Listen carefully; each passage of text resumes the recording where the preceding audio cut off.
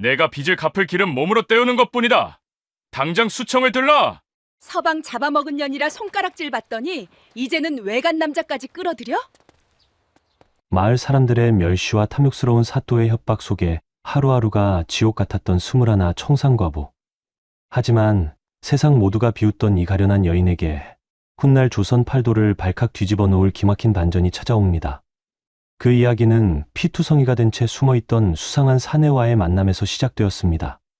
도대체 이 사내에게 어떤 비밀이 있길래 과부의 인생을 송두리째 바꿔놓은 것일까요? 이야기 시작 전 구독과 좋아요는 구름야담에 큰 힘이 됩니다. 그럼 감동적인 옛 이야기 지금 바로 시작합니다. 한양 도성에서 한참 떨어진 남쪽 끝자락 산세가 험하고 인적이 드문 고을에 연화라는 이름의 여인이 살고 있었습니다. 그날은 유난히 안개가 자욱하게 낀 새벽이었습니다. 연화는 남들보다 일찍 하루를 시작하기 위해 물동이를 이고 우물가로 향했습니다. 그런데 우물가 근처 덤불숲을 지날 때였습니다. 어디선가 짐승의 신음 같기도 하고 사람의 앓는 소리 같은 기이한 소리가 들려왔습니다. 연화는 화들짝 놀라 걸음을 멈추었습니다. 두려움에 심장이 쿵쿵거렸지만 호기심과 알 수 없는 이끌림이 그녀의 발길을 소리가 나는 쪽으로 돌려세웠습니다. 조심스레 덤불을 헤치자 연화는 입을 틀어막고 말았습니다. 그곳에는 한 사내가 피투성이가 된 채 쓰러져 있었기 때문입니다. 헝클어진 머리카락 사이로 보이는 얼굴은 흙먼지와 핏물로 엉망이었고 거친 숨을 몰아쉴 때마다 가슴팍의 상처에서 붉은 선혈이 배어 나왔습니다. 마치 산짐승에게 쫓기다 벼랑 끝에 몰린 늑대와도 같은 처참한 모습이었습니다. 그때였습니다. 멀리서 다급한 발소리와 함께 거친 고함이 들려왔습니다. 이놈이 멀리 갔을 리가 없다. 샅샅이 뒤져라. 놓치면 우리 목이 달아난다. 핏자국을 찾아. 사냥꾼들의 목소리였습니다. 연화의 머릿속이 하얗게 변했습니다. 마을 사람들의 수군거림이 귓가에 쟁쟁했습니다. 안 그래도 남편 잡아먹은 년이라며 손가락질 받는 청산과부 신세에 외간 남자, 그것도 쫓기는 도망자를 숨겨주었다가는 무슨 험한 꼴을 당할지 불보듯 뻔한 일이었습니다. 그녀는 뒷걸음질 쳤습니다. 모른 척하고 도망쳐야 한다고 이성이 솔쳤습니다. 하지만 사내가 힘겹게 눈을 떴습니다.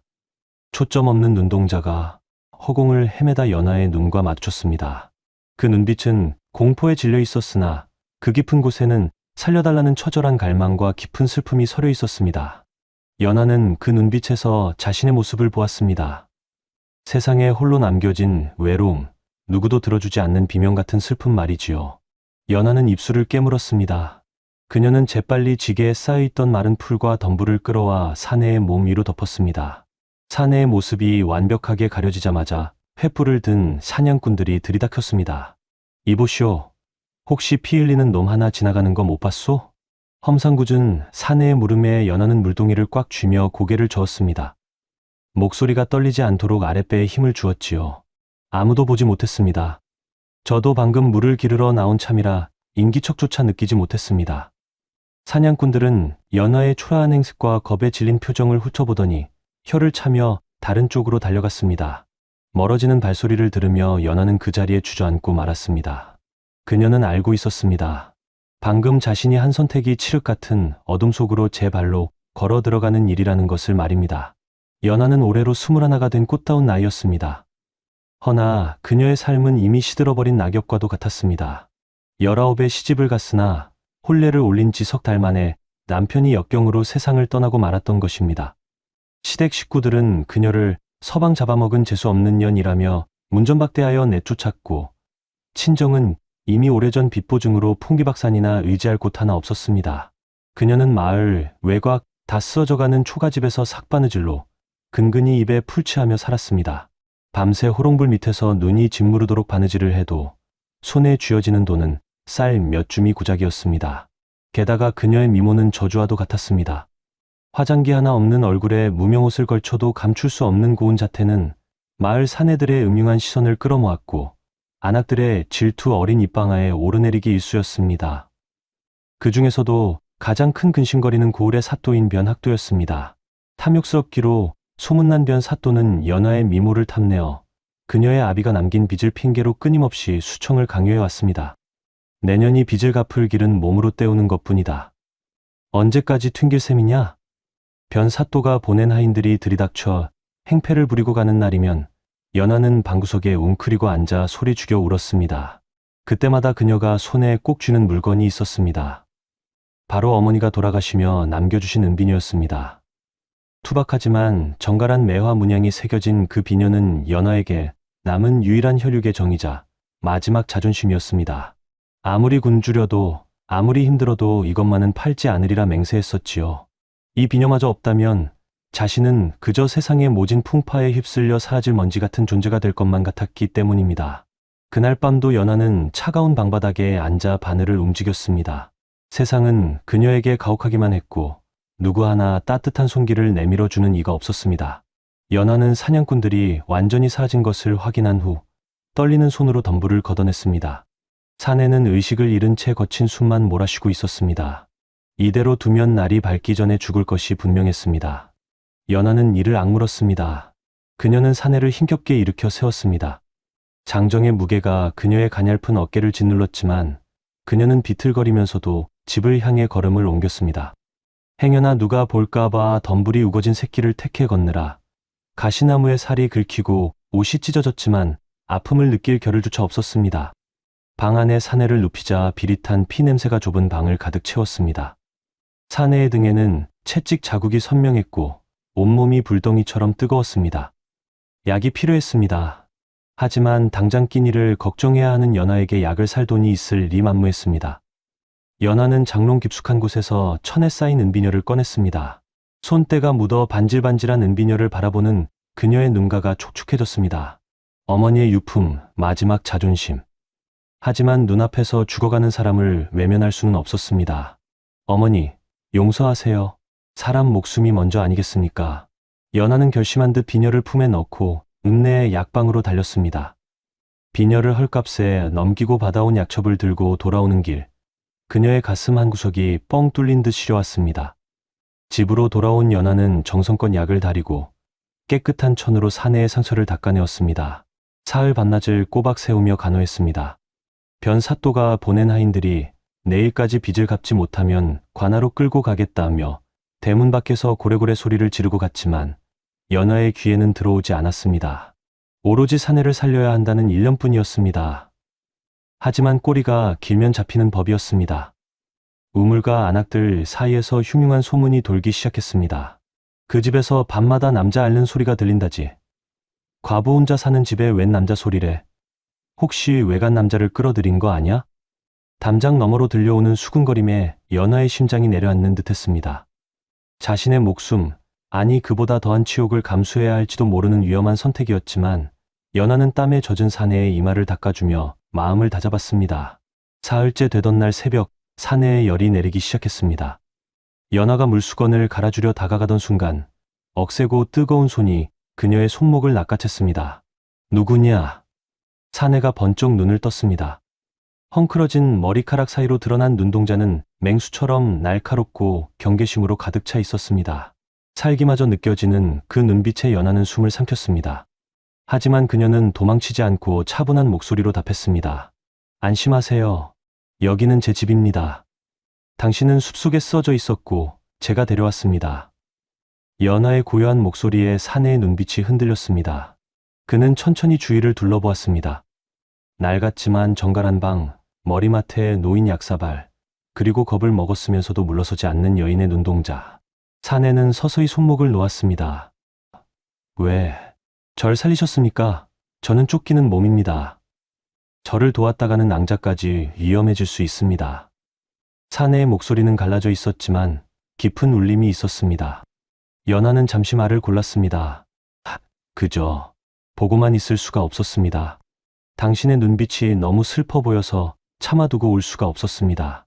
그 말에 사내는 멍하니 연하를 바라보았습니다. 짐승처럼 거칠었던 그의 눈망울에 일순간 물기가 어렸습니다. 세상 모두가 자신을 죽이려 하고 멸시하는데 처음으로 자신을 사람으로 봐준 이가 나타난 것입니다. 제 이름은 강산이라 합니다. 은혜를 잊지 않겠습니다. 저는 연하입니다. 은혜랄 게 있나요? 몸이 나와서 추스르십시오. 강산이라 밝힌 사내는 고개를 숙였습니다. 두 사람 사이에 묘한 침묵이 흘렀습니다. 그것은 어색함이 아닌 서로의 상처를 알아본 이들만이 공유할 수 있는 위로의 공기였습니다. 연화는 강산의 깊은 눈매에서 자신과 같은 종류의 지독한 외로움을 읽어냈습니다. 타닥타닥 타오르는 호롱불 아래 두 사람의 그림자가 벽 위에서 하나로 겹쳐 흔들렸습니다. 강산의 회복력은 놀라웠습니다. 며칠 지나지 않아 그는 자리를 털고 일어났습니다. 그는 밤만 축낼 수는 없다며 연화가 말릴 새도 없이 집안일을 거들기 시작했습니다. 마당 한 구석에 산처럼 쌓여가는 장작, 가득 채워진 물독, 고쳐진 지붕. 연화의 집은 오랜만에 사람 사는 온기로 채워졌습니다. 연화가 마루에 앉아 바느질을 하고 있으면 마당에서 장작을 패는 강산의 도끼질 소리가 규칙적으로 들려왔습니다. 쩍, 쩍 하고 나무 갈라지는 소리가 날 때마다 연화는 힐끔힐끔 그를 훔쳐보았습니다.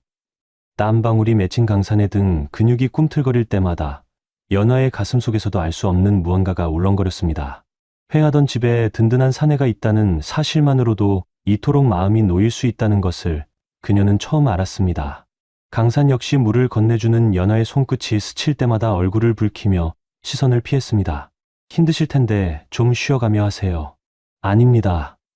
낭자가 밤새 바느질하는 것에 비하면 이것은 일도 아니지요.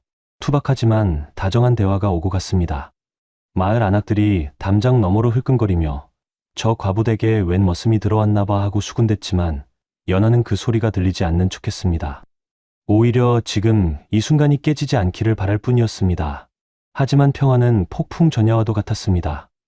대문 밖을 서성이는 빚쟁이들의 그림자가 짙어지고 있었고 변 사또가 보낸 첩자들이 집 주위를 맴돌기 시작했습니다. 강산은 도끼를 내려놓고 날카로운 눈빛으로 담장 밖을 응시했고 연화는 바늘에 찔려 손가락에 맺힌 핏방울을 보며 불길한 예감에 몸을 떨었습니다. 그들의 짧고 평온한 일상에 검은 먹구름이 서서히 들이우고 있었습니다. 평화는 마치 살얼음판과 같아서 작은 충격에도 산산조각나기 마련이었습니다. 어느 날 오후 마당에서 장작을 패던 강산과 마루에서 다듬이질을 하던 연화의 평온한 일상은 난데없는 굉음과 함께 깨지고 말았습니다. 와장창. 대문이 부서져라 열리며 변 사또의 하인들이 들이닥쳤습니다.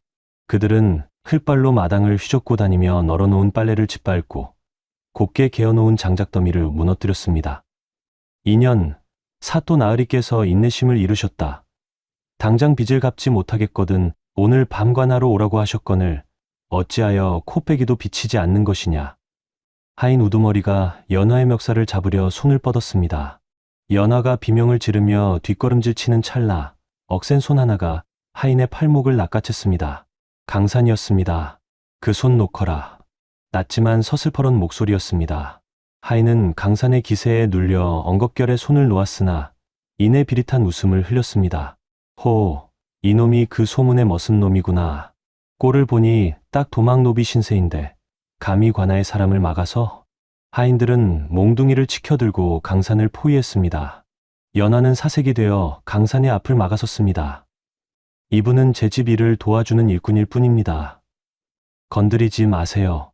시끄럽다. 도망노비를 숨겨준 죄까지 물어 내년도 이놈도 경을 칠 것이다. 하인들은 으름장을 놓으며 집안을 쑥대밭으로 만들고는 돌아갔습니다.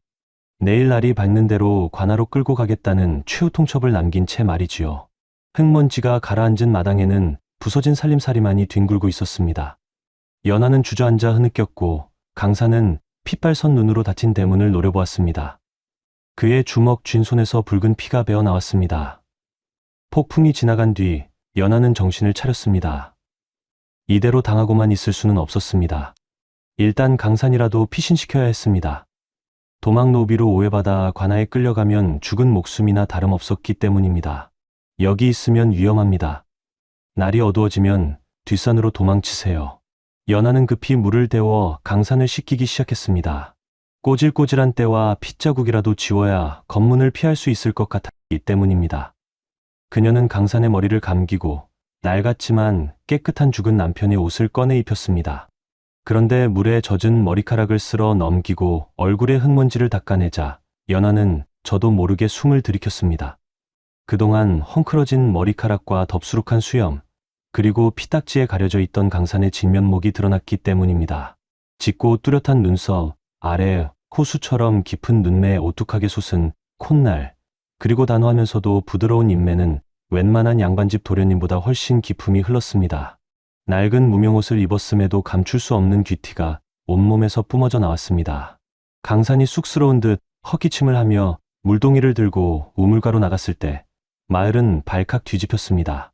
물을 기르러 나왔던 아낙네들은 물동이를 떨어뜨리는 줄도 모르고 그를 멍하니 바라보았습니다. 어머, 저 훤칠한 사내는 누구래? 세상에, 연하네 집에 있던 그 거렁뱅이가 저 사람이라고. 천지개벽할 노릇이네. 마을 처녀들은 얼굴을 붉히며 담장 뒤로 숨었고 노인들은 혀를 내둘렀습니다. 순식간에 소문이 퍼져나갔습니다. 청상과부 연하의 집에 옥구슬보다 더 빛나는 사내가 살고 있다는 소문이 말이지요. 짐승 같던 사내는 온데간데 없고 그 자리에는 달빛을 머금은 듯한 옥골 선풍의 사내가 서 있었습니다.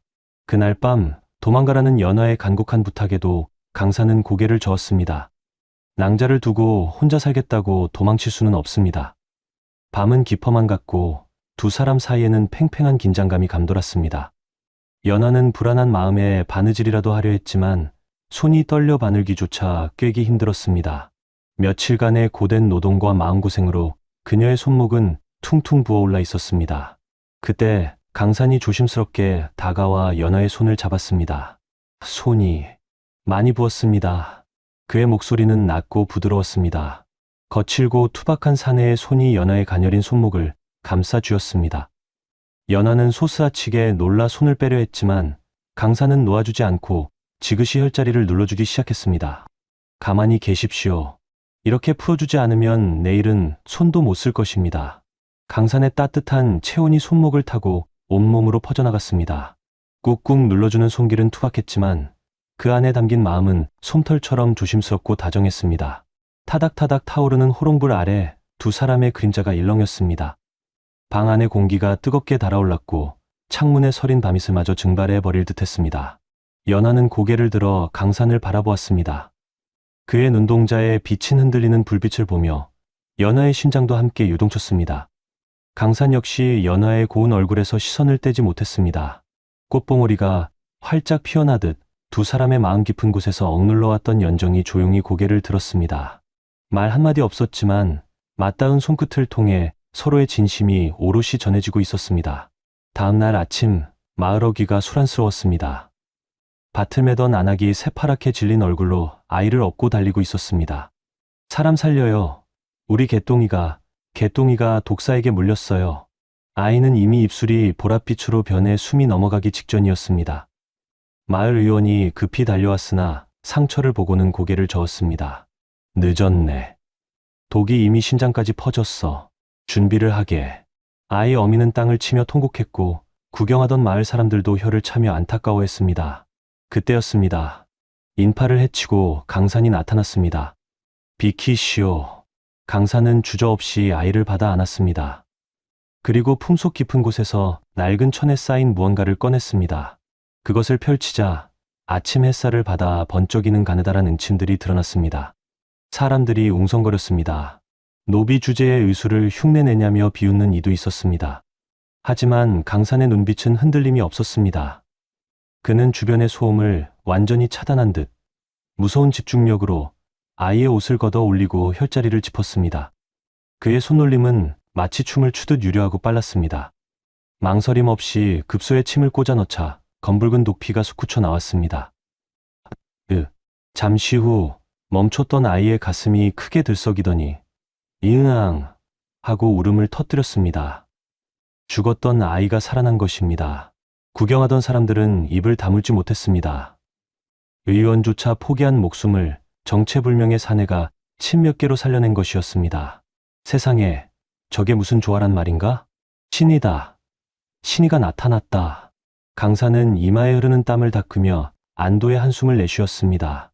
그 모습을 지켜보던 연하의 가슴은 벅차오름과 동시에 알 수 없는 불안감으로 뛰기 시작했습니다. 평범한 노비라기엔 그의 의술은 너무나도 비범했기 때문입니다. 강산이 죽어가던 아이를 살려냈다는 소문은 삽시간에 이웃 고을까지 퍼져나갔습니다. 연하의 초가집 앞은 병을 고치러 온 사람들로 문전성시를 이루었습니다. 다리가 부러진 농부부터 원인 모를 열병에 걸린 노인까지 강산의 손길을 거치면 씻은 듯이 나았습니다. 연하는 밀려드는 환자들을 돌보며 밥을 짓고 약을 다렸습니다. 몸은 고되었지만 사람들의 감사 인사의 보람을 느꼈습니다. 하지만 강산의 표정은 점점 어두워졌습니다. 자신의 능력이 드러날수록 위험도 커진다는 것을 알고 있었기 때문입니다. 그러던 어느 날 한양에서 내려왔다는 한 늙은 선비가 진료를 받으러 왔습니다. 그는 강산이 침을 놓는 모습을 유심히 지켜보다가 소스라치게 놀라며 자리에서 벌떡 일어났습니다. 이복의 젊은이, 그 침법은 궁중 내의원에서만 쓴다는 태일신침이 아닌가? 방 안에 있던 사람들의 시선이 강산에게 쏠렸습니다. 강산의 손이 미세하게 떨렸습니다. 그는 아무 말 없이 침을 거두려 했지만 노인은 멈추지 않았습니다. 내가 젊은 시절 내의원 의관들을 본 적이 있어 잘 알지. 자네, 혹시 역모로 몰려 돌아가신 김 의관 대감이? 사람을 잘못 보셨습니다. 강산은 차갑게 말을 자르며 자리에서 일어났습니다. 하지만 그의 창백해진 안색과 떨리는 눈동자는 진실을 말하고 있었습니다. 연하는 그제야 깨달았습니다. 강산이 단순히 쫓기는 노비가 아니라 거대한 폭풍의 중심에 서 있는 인물이라는 것을 말이지요. 그녀는 부엌 한 구석에서 가슴을 움켜쥐었습니다.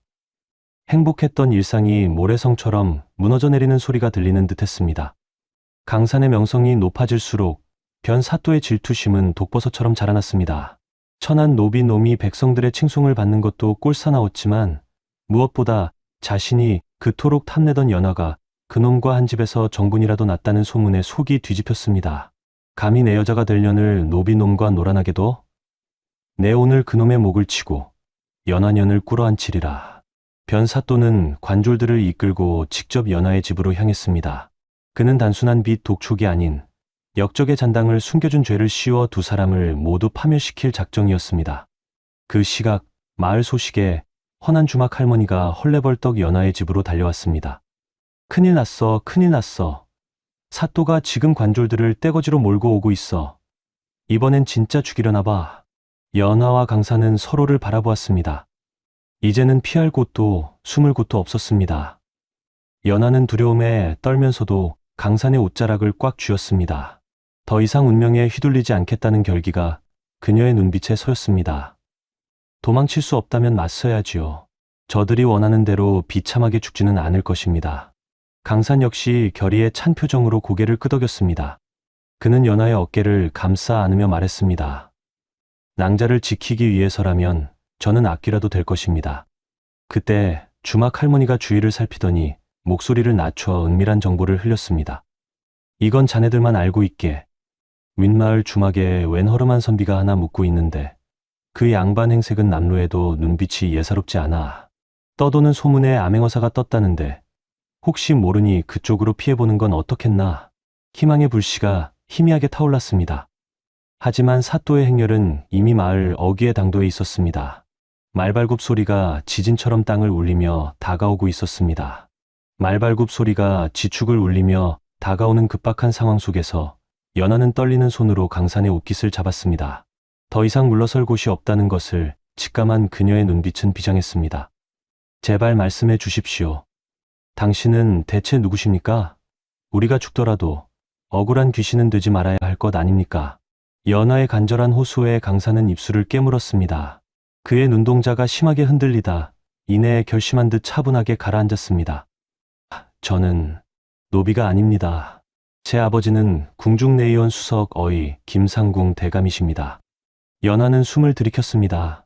김상궁 대감이라면 얼마 전 세자 저하의 급서 사건에 연루되어 역모죄로 참수당했다는 그분이었습니다.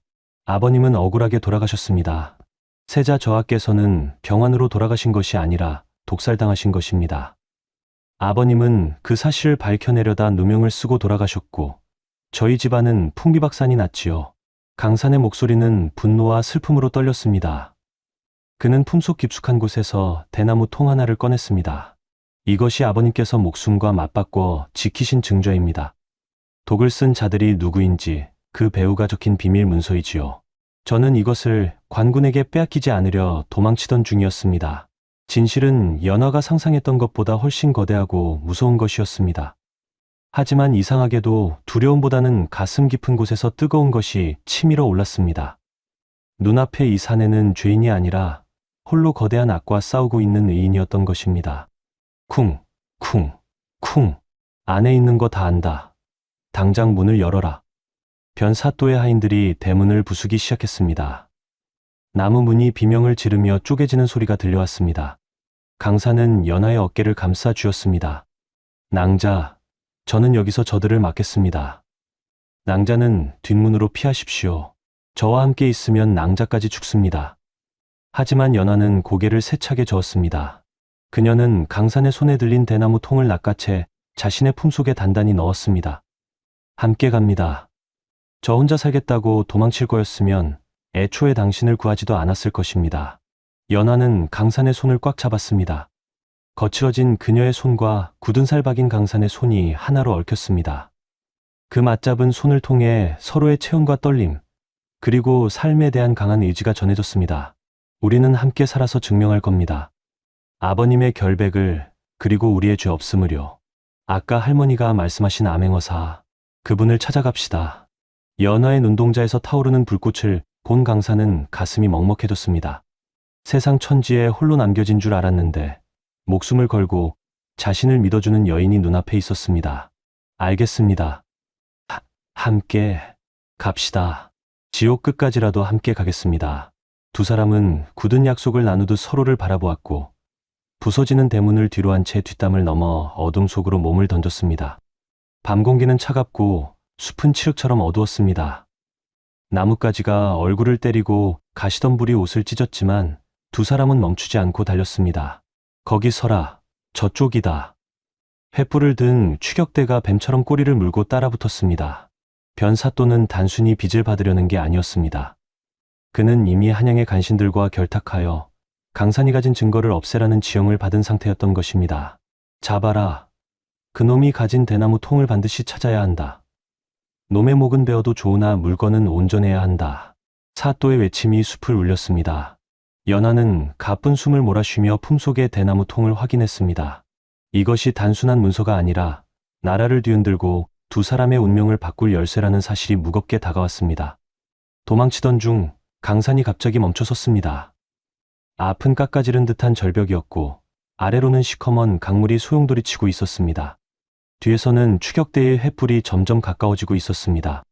독 안에 든 쥐꼬리였습니다. 낭자, 저를 믿으십니까? 강산이 절벽 아래를 내려다보며 물었습니다. 연하는 망설임 없이 고개를 끄덕였습니다. 믿습니다. 그럼 뛰어야 합니다. 강산은 연하의 허리를 단단히 감싸 안았습니다. 두 사람은 서로의 심장 소리를 느끼며 까마득한 어둠 속 허공으로 몸을 날렸습니다. 차가운 강물이 두 사람을 삼키는 순간에도 그들은 잡은 손을 놓지 않았습니다. 강물에 휩쓸려 떠내려가던 두 사람은 간신히 하류 기슭에 닿았습니다. 온몸이 물에 젖어 천근만근 무거웠고 한기는 뼛속까지 파고들었습니다. 하지만 쉴 틈이 없었습니다. 사냥개 짖는 소리가 강을 따라 내려오고 있었기 때문입니다. 연하는 발목을 삐끗하여 걷기조차 힘들었습니다. 강사는 연하를 부축하며 갈대밭 숲으로 들어갔습니다. 그러나 변사또의 집요함은 상상을 초월했습니다. 포졸들이 갈대밭을 포위하고 좁혀오기 시작했습니다. 강사는 직감했습니다. 둘 다 도망칠 수는 없다는 것을요. 그는 연하를 바위 틈새 깊숙한 곳에 숨겼습니다. 낭자, 이 문서를 가지고 어사또가 계신다는 주막으로 가십시오. 저는 저들을 유인하겠습니다. 안 됩니다. 같이 가야지요. 연하가 울부짖으며 매달렸지만 강사는 슬픈 미소를 지으며 연하의 이마에 입술을 맞추었습니다. 그것은 짧지만 뜨거운 생애 첫 정표이자 작별 인사였습니다. 꼭 다시 만나러 가겠습니다. 약속합니다. 강사는 대나무 통을 연하에게 쥐어주고는 갈대밭 밖으로 뛰쳐나갔습니다. 이놈들아, 내가 여기 있다. 강산이 소리치자 포졸들이 우르르 그쪽으로 몰려갔습니다. 연하는 입을 틀어막고 숨죽여 울었습니다. 멀리서 들려오는 타격음과 신음소리, 그리고 강산이 포승줄에 묶여 끌려가는 모습을 지켜보며 그녀의 가슴은 갈기갈기 찢겨나갔습니다. 관아의 지하 감옥은 축축하고 곰팡이 냄새로 가득했습니다. 강산은 피투성이가 된 채 차가운 바닥에 내동댕이 치웠습니다. 변사또가 들어와 강산의 멱살을 잡았습니다. 독한 놈, 문서는 어디에 숨겼느냐? 내년과 함께 도망친 그 계집은 어디 있느냐? 사또는 인두를 화로에 달구며 협박했습니다. 하지만 강사는 비릿한 피 섞인 침을 뱉으며 웃었습니다. 내 목을 쳐라. 하지만 이놈들의 더러운 죄악은 하늘이 알고 땅이 알 것이다. 그 시각 옥 안의 다른 감방에서 앓는 소리가 들려왔습니다.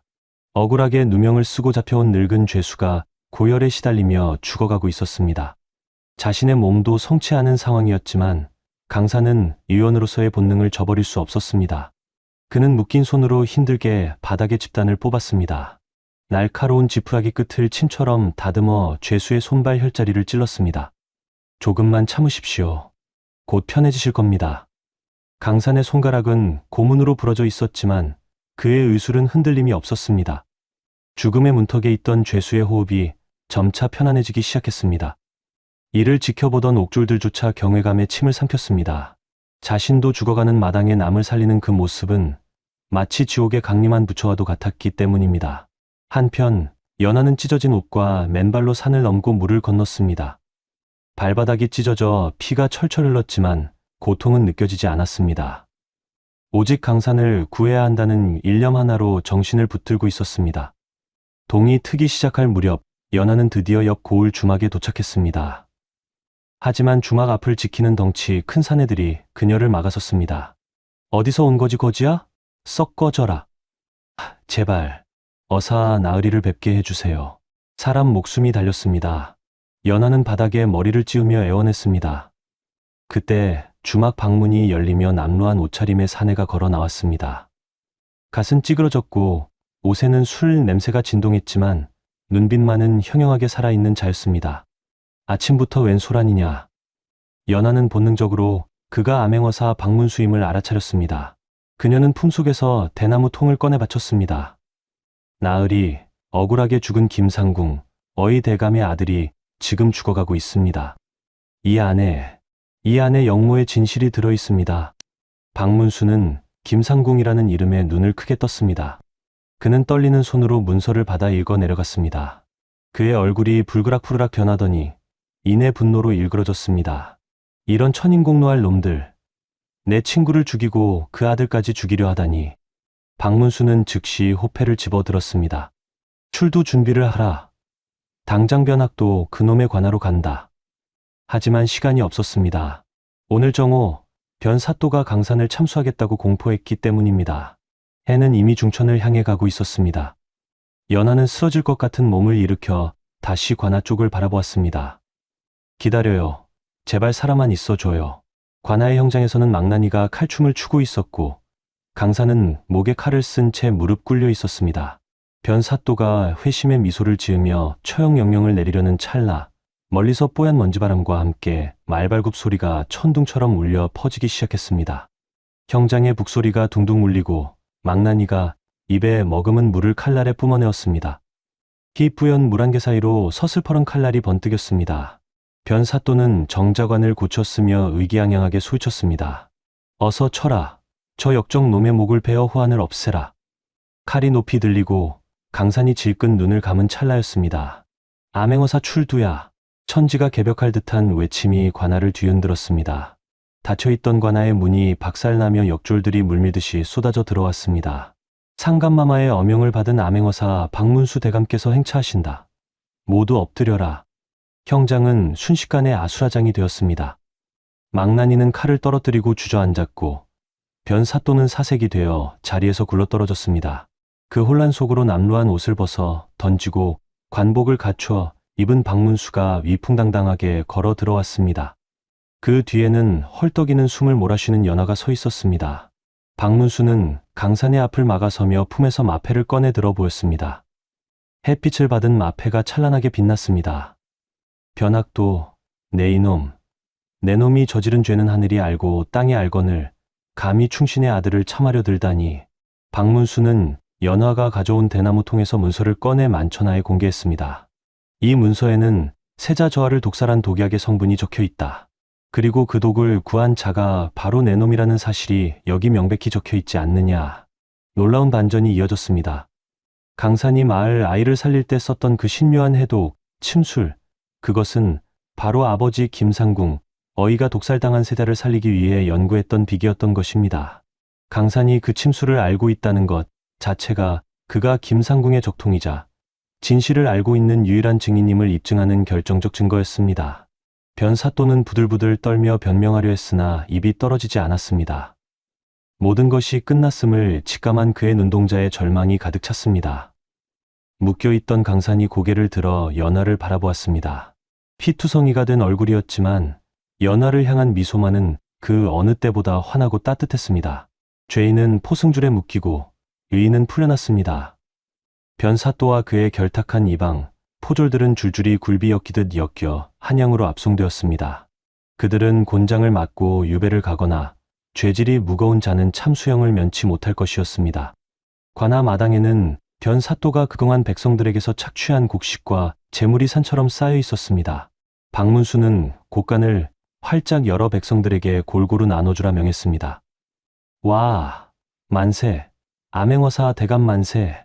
백성들의 환호성이 하늘을 찔렀습니다. 연하의 빈문서 역시 불타는 화로 속으로 던져져 재가 되어 사라졌습니다. 지긋지긋했던 가난과 협박의 굴레에서 완전히 벗어나는 순간이었습니다. 강산은 아버지의 누명을 벗기고 가문의 명예를 되찾았습니다. 조정에서는 김상궁 어이의 신원을 복원하고 그 아들인 강산에게 정삼품 내의원 의관벼슬을 제수한다는 교지를 내렸습니다. 이제 강산은 더 이상 도망노비가 아닌 비단 관복을 입은 당당한 양반이었습니다. 연하는 멀리서 화려한 옷을 입은 강산을 바라보며 씁쓸한 미소를 지었습니다. 이제 내 역할은 끝났구나. 저분은 귀하신 몸이 되었으니 나 같은 과부와는 어울리지 않아. 연하가 조용히 몸을 돌려 떠나려 할 때였습니다. 낭자. 강산이 다급하게 달려와 연하의 앞을 가로막았습니다. 어디를 가십니까? 저를 두고 또 어디로 숨으시려는 겁니까? 이제 높은 분이 되셨습니다. 저 같은 여인과 함께 하시면 앞길에 흠이 될 것입니다. 연하가 고개를 숙이자 강산은 품속에서 무언가를 꺼내 연하의 손에 쥐어주었습니다. 그것은 연하가 강산을 살리기 위해 팔았던 어머니의 유품인 은비녀였습니다. 제가 낭자를 찾으러 갔을 때 약방에 들러 이것부터 되찾았습니다. 낭자가 저를 위해 무엇을 버렸는지 잊은 적이 없습니다. 제 신분이 무엇이든 제 목숨은 낭자의 것입니다. 부디 저와 함께 한양으로 가주시겠습니까? 강산의 진심 어린 고백에 연하의 눈에서 참았던 눈물이 터져 나왔습니다. 두 사람은 수많은 눈길 속에서도 서로를 꼭 끌어안았습니다. 그 모습이 어찌나 아름다운지 구경하던 마을 사람들도 덩달아 문시우를 붉혔습니다. 강산이 한양으로 떠나기 전날 연하의 초가집 마당에서는 조촐하지만 세상에서 가장 따뜻한 혼례식이 열렸습니다. 화려한 꽃가마도 풍악을 울리는 악공도 없었지만 마을 사람들이 십시일반 모아온 떡과 과일이 상에 올랐습니다. 연하는 강산이 선물한 붉은 화롯을 입고 되찾은 은비녀를 머리에 꽂았습니다. 연지곤지를 찍은 그녀의 얼굴은 복사꽃보다 붉고 고왔습니다. 강산 역시 사모간대를 갖추고 늠름한 자태를 뽐냈습니다. 1배, 2배. 두 사람이 맞절을 올리자 마을 사람들의 박수가 쏟아졌습니다. 개 중에는 예전에 연하를 험담하던 안악들도 있었습니다. 그들은 부끄러움에 고개를 숙이며 연하에게 다가와 손을 잡았습니다. 미안하네, 연하야. 우리가 자네의 고운 마음씨를 몰라봤어. 부디 행복하게 잘 살게나. 연하는 환하게 웃으며 그들의 사과를 받아주었습니다. 모든 갈등과 오해가 눈 녹듯 사라지는 순간이었습니다. 혼례를 마친 두 사람은 한양으로 올라갔습니다. 그 후 들려오는 소문에 따르면 강산은 궁궐에서 임금의 병을 고치는 명의가 되었고 연하는 그의 곁에서 가난하고 병든 백성들을 돌보는데 앞장섰다고 합니다. 사람들은 그들을 부부의원이라 부르며 칭송했고 두 사람의 집 앞은 언제나 감사의 인사를 전하려는 사람들로 북적였다고 합니다. 먼 훗날 두 사람이 늙어 백발이 되었을 때도 강산은 매일 아침 연하의 머리에 은비녀를 꽂아주며 말했다고 전해집니다. 당신은 나의 생명의 은인이자 영원한 나의 낭자입니다. 세상이 아무리 험하고 각박하다 해도 진심 어린 사랑과 선한 마음은 반드시 보답을 받는 법입니다. 연하가 베푼 작은 친절이 한 사람의 목숨을 구하고 나라를 구하고 마침내 자신의 운명까지 아름답게 바꾼 것처럼 말이지요. 밤하늘의 별처럼 반짝이는 두 사람의 이야기는 그렇게 오래오래 사람들의 입에서 입으로 전해지며 전설이 되었습니다.